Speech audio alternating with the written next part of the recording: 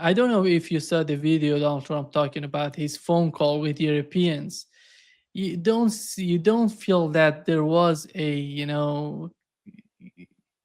a kind sort of talk between the two parts. Here is what Donald Trump said, Andrei. European leaders today, I think, sir, by Ukraine. I did. Could you tell us about that? And is there a new revised peace plan that Ukraine has presented? The leaders of France, we spoke to, and Germany, and UK, all very good leaders, very good friends of mine, and we discussed Ukraine in pretty strong words. And we'll see what happens. I mean, we're waiting to hear answers before we progress. Yeah, in pretty strong words, it means that there's some tensions between the United States. Oh, no, there are huge tensions now. Yeah. And some people, for some reason, believe that it's a good cop, bad cop, while in not understanding that there are real contradictions. Because, for example, UK and France, they bet their house on defeating Putin. Okay? They are morons. As most of them are. They planned that they thought that they will, they will bog Russians in Ukraine, that Russians in 2 weeks, they will lose. They still believe that Russians lost 1 million people. But then again, they are not strong in basic arithmetic, forget about mathematics and military science. But, and then, of course, those sanctions from hell, they will force Russians to rise up. And, they still think that Russians live in 1990s. Which tells you everything that you need to know. Again, I am on record. I will repeat it again. Political elites, including some huge portion of military elites in the West, are morons. They are incompetent nincompoops. And that's why they thought that, oh yeah, let's bet the house on that. We get they still play with those cretins like Kasparov and those marginalized nut jobs, and they call it Russian opposition. They're not Russian opposition, they're laughed at, in Russia. And even liberal pro-Western circles, they don't want to deal with them. So, and when you look at this, what they were thinking, Moscow, St. Petersburg, Sochi, Vladivostok, they make those European cities look like, which they are actually crap holes, essentially, filled with crime, the ethnic tensions and things of this nature. And and they thought that, we're so attractive that Russians dream about, just like the Lambrecht, the former defense minister of Germany, said, here is the sanctions. Putin will not be able to shop in Paris. Oh my God, Putin almost had a stroke. Listen to it. These people are idiots. They are complete idiots. They do not understand real economy. And again, none of them understands what real war is. They never could. They know buzzwords. They are basically, as Maria Zakharova stated, today, she stated about one of the guys, but in reality, it applies completely. And I quote her, uneducated, uncultured people. Simple as that. And so, as the result, when everything goes wrong, nothing happens as they planned, because they are not good planners on anything, especially military. And here we are today, Europe and combined West is lost. They lost the war, period. There's no, other, which is going around it. And the fact that the bunch of the lowlifes, one-cell organisms, which we know as the establishment media in European Union and in the United States, still continue to pretend that something is happening there in their favor, that tells you everything what you need about those people. So, and they killed more than Lavrov said more than 1 million, but actually it's more than 2 million. They killed more than 2 million Ukrainian soldiers. They wounded, because they were committing suicide by cop, the famous thing. They went to the country which you cannot defeat militarily, period. You cannot, I wrote a number of books, I'm writing the 5th one. You cannot defeat Russia militarily, period. The people do not understand. And I talk about the bunch of the cretins who grew out of the Cold War 1.0, not understanding what they're looking at. They, for some reason, thought that the Soviet Union collapsed, because of it collapsed because of the internal problems, which have been endemic, so to speak, organic to its structure. But they believe that they control the universe, You need to have orderlies, and restraining, jacket, straight jacket on them, because those are these people are idiots. And today, when even they begin to see what happened, and today was a very interesting article about one of those war propaganda criminals from the Institute for the Study of War. They were betting on things, That's your think tank. They were making money from betting on all kinds of scenarios. So that tells you everything you need to know about those people.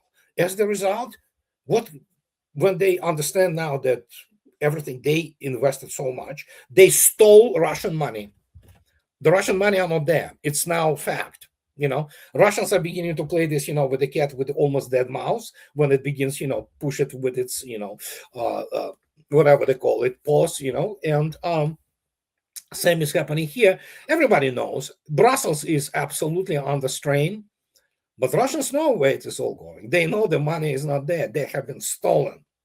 And that's why also another reason for the panic, because, and here comes this, which Russians know, who initiated this whole thing with Russian funds and investigation of the corruption. Of course, Washington. Of course, Trump administration. So, and that tells you something, okay? And now we see that Europe is being killed. Well, they killed themselves. Okay, let's start with this. Russians just merely defeated NATO militarily, and political part comes after that, because obviously war is the continuation of the policy by other means, as Clausewitz states, his famous one-liner. So there we go. That's the New World Order. And when you mentioned C5, yep, it's not going to happen, but it is indicative. This is really indicative that somebody in Washington told Trump, here's the real spread, here's the thing, here are the numbers, we lost. So for Trump now, and Russians again offered off-ramp. It's the privilege which superpowers must, provide to each other. So here's the off-ramp. Get out. You're not going to be victor, as he tried to be. So, but as even the Russian journalists write today, is that he might get some profitable things out of it, So Russia will not allow United States to become the arbiter, the judge of this. No. But here's okay, we remove you there. Europe is going to pay the price, and it's already paying it. Yeah. Andrei, you remember when the war started, they were assuming that Russia is the Soviet Union, just a little, copy of Soviet Union. Just go in and everything would collapse. It's the house of cards. The economy is not working. Yeah, that's the idea. Yeah. And their dominance in the media, you remember, the way that a lot of propaganda, by the way, going on. It's primarily propaganda, yeah. Convincing the young people to get out of Russia. This is not your war. You remember all of that. I don't know if they were still in the same sort of mindset. I'm talking about Europeans, not the United States.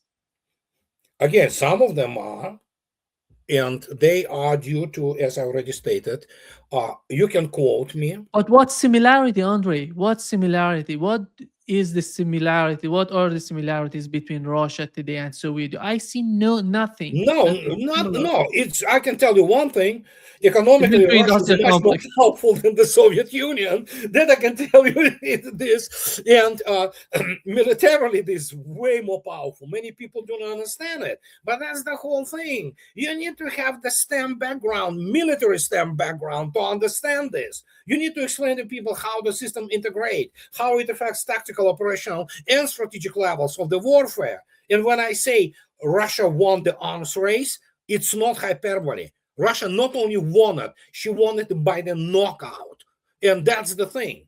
The technology, the technological paradigm of the warfare changed dramatically. Some people say, oh, it's drones. No, it's not just drones. Drones are just part. It's just, for people who are very primitive, they can understand, oh, yeah, this thing flies and kills somebody. No, this is the system of the systems. This is the whole new way of the armed conflict, which you can, well, it's difficult to explain even how those things change and how those interconnections are dynamic within this system, and how suddenly Of course, they don't read военная мысль, which is military thought, which is the main and probably the greatest military publication in the world, about how the completely new paradigm in operational planning and conduct of the operations, and now strategy. Those incredible articles are coming out. Russians are saying, "Yeah, look at this. This is what we learned." Obviously, not everything they say there, but here what we learned. This is the whole thing. Everything which we knew before, that doesn't apply, and it doesn't apply because the basically, well, how to put it, a new generation of the weapons have been deployed, and they are terrifyingly terrifyingly effective. And the Russians just liberated Seversk, and yeah, Vladimir Putin says to me, okay, now on to Kramatorsk and Slavyansk. So there we go. Yeah, simple, very simple. Well, not simple, it's very complex. You need to have a very serious military primer. I mean, in a military primer, you can get only into the serious academies. United States doesn't have those anymore. It can still teach you fly in the U.S. Air Force Academy, or they can show you how to command the tank platoon in U.S. Academy in the West Point, but that's about it. It was hollowed out so much. I cannot even explain to you. And again, when you have people like all those Kellogg skins and Petreuses running around parading themselves as clowns, it's stupefying. It is stupefying, literally.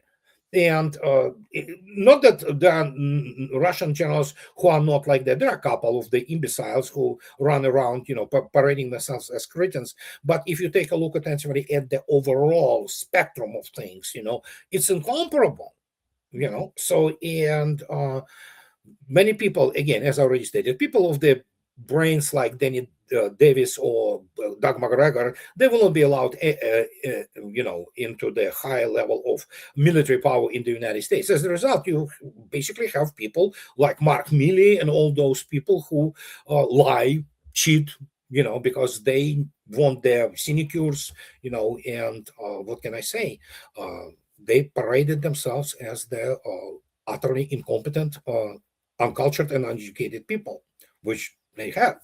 It started in 2023, when many people didn't understand. The war was won in 2023. They just didn't understand it.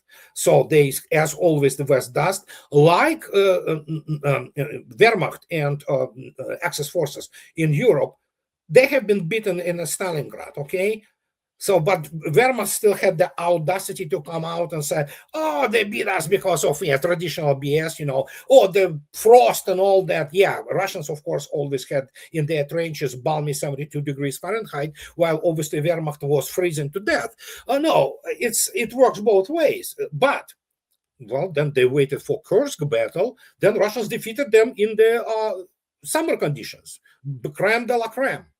And after that, the war was essentially over. It was clear that they will never go out on offensive. That's exactly what happened. And they would have some counter strikes here and there, but strategically, they haven't been able to conduct anything. And as a result, in 1945, Russians, Red Army entered Berlin. And that was it. Same happening here, same pattern, because those people are morons. They do not understand, they learn nothing, and they, of course, do not know anything about Russia. Simple as that.